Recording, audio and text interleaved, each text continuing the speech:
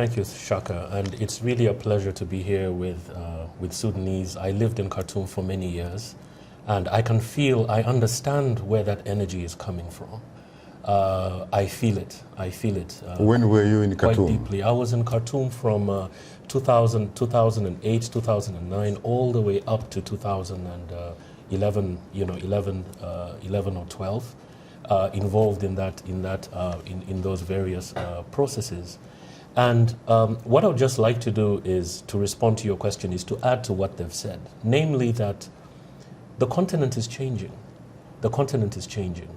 What we now begin to increasingly see, and indeed what we've seen in Sudan, is young people from different backgrounds, Muslims, Christians, interfaith. This is one of the strengths of the Sudanese civil society. Engineers, doctors, veterinarians. You know, how many times do you hear of a political movement for social change that brings together such disparate groups, disparate professional groups?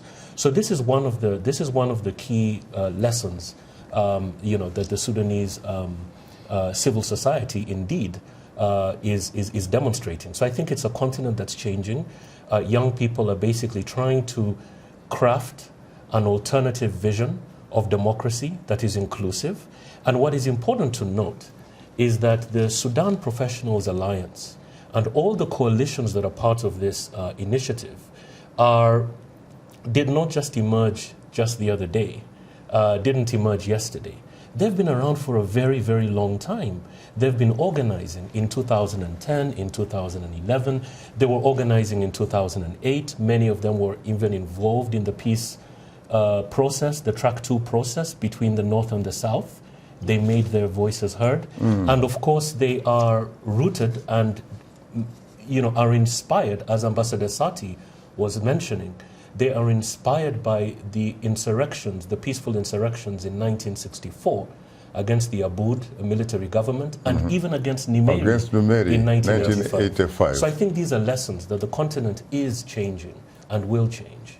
Is it possible that we are basically looking at a continent that is going to be liberated by the changing demographics in tandem with social media, perhaps?